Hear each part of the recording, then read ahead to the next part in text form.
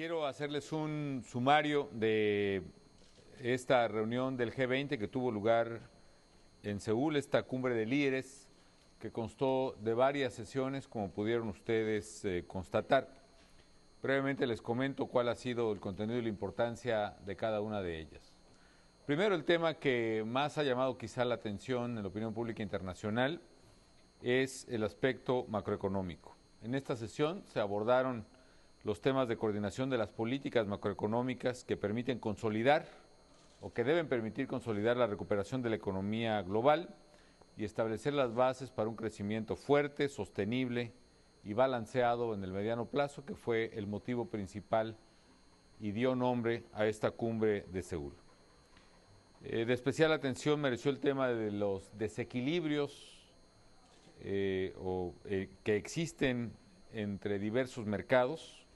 y en lo particular, a nombre de México, hicimos un llamado para que desde un enfoque de colaboración, un enfoque de cooperación, se establezcan los acuerdos y las medidas que permitan corregir estos desequilibrios. Básicamente la discusión está, por una parte, en los señalamientos que hacen diversas economías a uno o a otro de los grandes actores de la economía mundial. Por ejemplo, hay quienes señalan que la constante o artificial depreciación del yuan, la moneda china, provoca un desequilibrio. Por una parte, un elevado superávit de la balanza comercial china que afecta al resto de la economía y que tiene efectos espejo en otras economías. Por ejemplo, un déficit enorme de balanza comercial en la economía de los Estados Unidos que afecta precisamente el comercio internacional y aparte provoca una enorme creación de dinero especulativo derivado de superávits artificialmente creados, en este caso en China, pero también se hizo referencia a otras economías. Y por otro lado hay quienes atribuyen estos desequilibrios financieros internacionales a políticas monetarias, en este caso muy laxas, muy poco estrictas en otras economías, como es el caso de la política monetaria que está siguiendo Estados Unidos, que provoca esta política monetaria expansiva una baja de las tasas de interés en Estados Unidos, como hemos podido constatar. Esa baja de las tasas de interés provoca una masiva salida de capitales de Estados Unidos hacia todas las economías del mundo, que provoca que se aprecien las monedas del resto del mundo respecto del dólar, como es el caso no solo del peso mexicano, en menor medida, sino el impacto que se está sintiendo en muchas otras monedas en América Latina y en todo el mundo. Y eso provoca que al apreciarse estas monedas se vuelvan menos competitivas los mercados de exportación de esas economías. De manera tal que el punto central, la solución de fondo tiene que ser el establecer políticas macroeconómicas mucho más responsables, que no manipulen o no pretendan controlar variables que debe regular el mercado, tanto el tipo de cambio como las tasas de interés. Y eso aplica para todos los mercados. En ese sentido fue el llamado que hice a nombre de México, y ustedes podrán constatar en la versión que tienen o que pueden disponer de mi intervención, en la que advertimos que parte del origen de la crisis que se vivió en el mundo en el año 2009 tuvo que ver con estos desequilibrios. Un exceso de capital especulativo en diversos mercados, en los precios de las materias primas, los llamados commodities, que se transmitió después a mercados financieros no debidamente regulados, por ejemplo en el caso de los derivados, y posteriormente eso provocó una serie de burbujas que finalmente estallaron y provocaron la crisis de 2009. No digo que eso mismo pueda ocurrir, pero lo que sí es cierto es que esta parte que constituye una de las causas de la crisis internacional del año pasado sigue presente porque no se han corregido estos desequilibrios macroeconómicos y es importante corregirlos a través de los acuerdos. Ese fue el mensaje principal de esta reunión de Seúl. Creo que hay una gran resistencia para corregirlos, pero al menos se pueden contabilizar algunos avances, como es el hecho de que se reconozca el problema y se establezcan plazos para que en el curso del próximo año se pueda abordar una discusión seria de cómo corregir estos desequilibrios. Es la primera vez quizá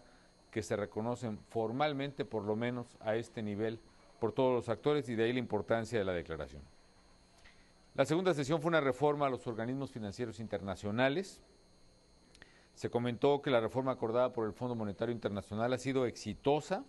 le da más legitimidad, más transparencia, más eficiencia.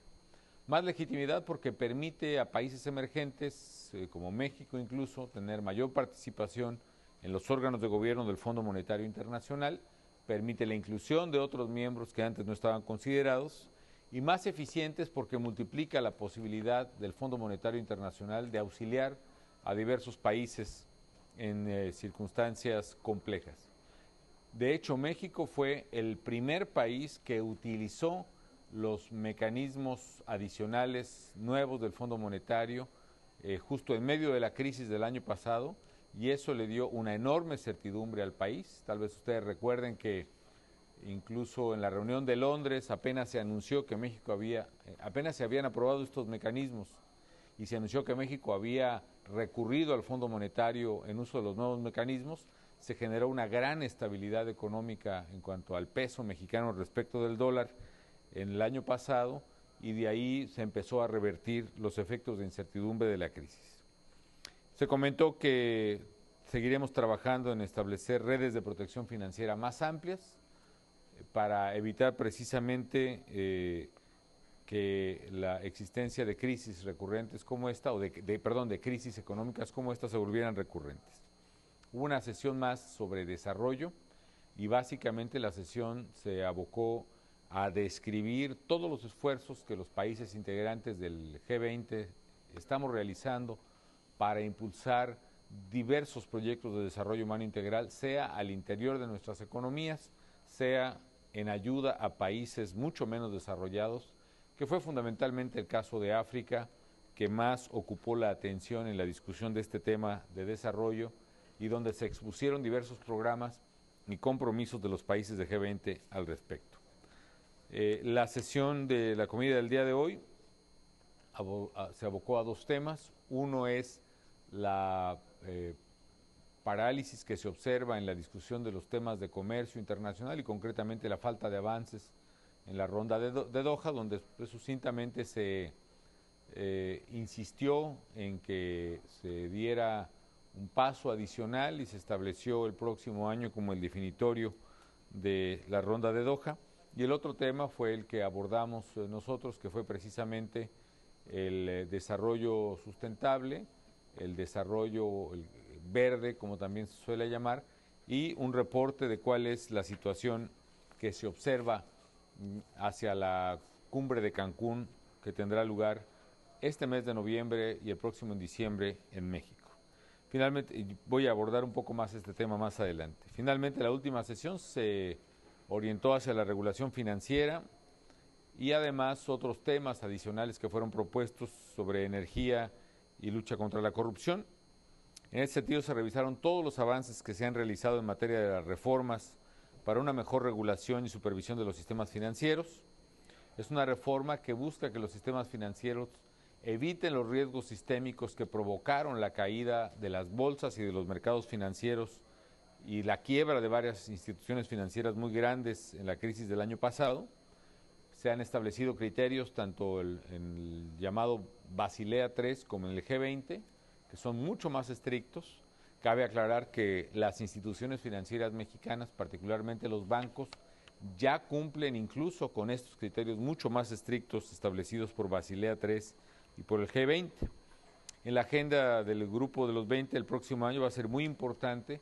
darle un seguimiento cercano a la implementación de todos estos temas en materia de regulación financiera. Reforzamos nuestro compromiso para combatir las prácticas de corrupción en todos los niveles, lo hicimos todos los países, y la necesidad de seguir trabajando para combatir prácticas de lavado de dinero y evasión de impuestos que se presentan en algunas jurisdicciones. Y en materia de energía, básicamente se orientó la discusión a la necesidad de proteger los recursos naturales, particularmente marinos, dado que este tema fue propuesto en el G20 en anteriores reuniones, justo cuando estaba en su momento más crítico la explosión del pozo en el Golfo de México de British Petroleum.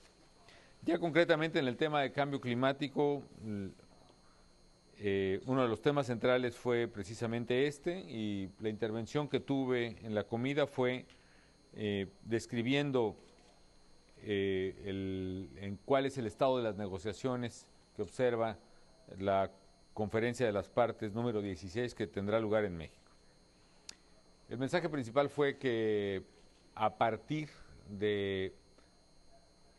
el efecto de decepción que generó la cumbre de Copenhague el año pasado, México se abocó a moderar las expectativas y más bien a buscar resultados concretos que permitieran avanzar precisamente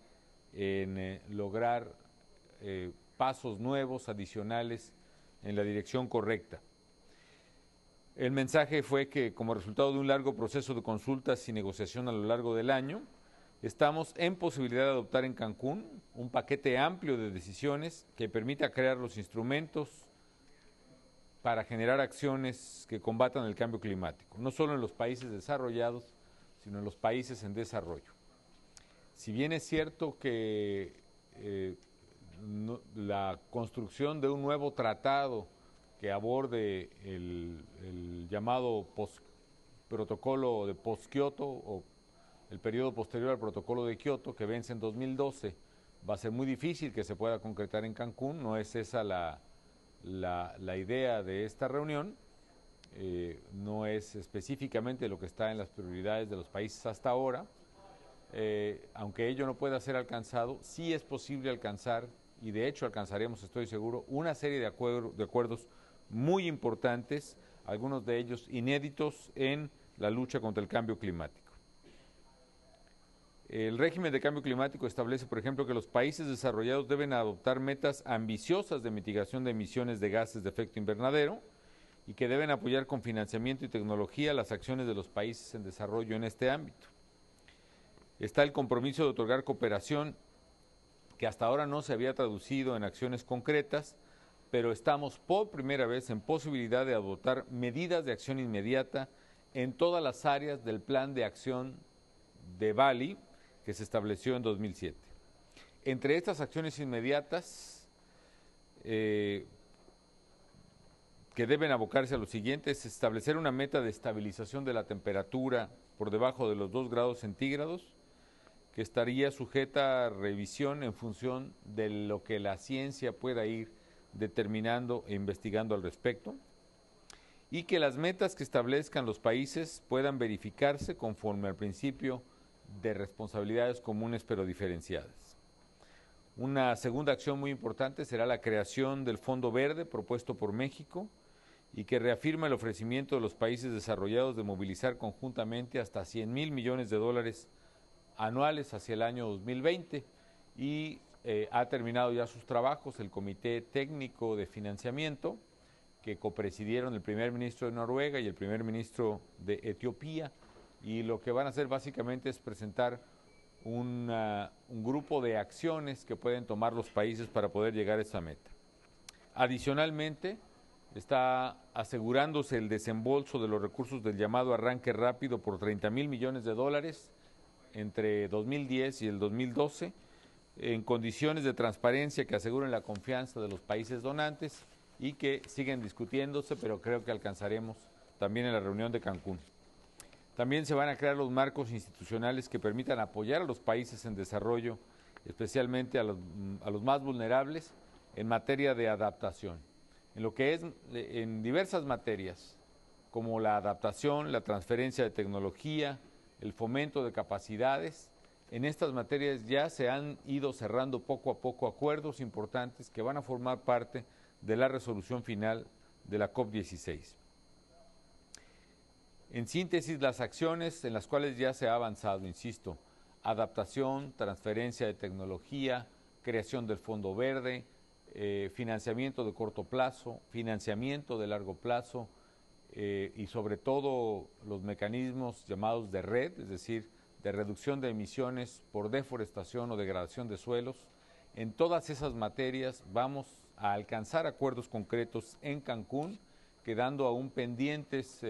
los temas que son muy sensibles como mitigación y el compromiso de los países. A ese respecto,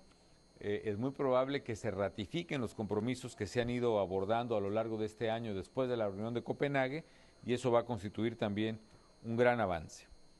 Este resultado, así como lo describo, representaría sin duda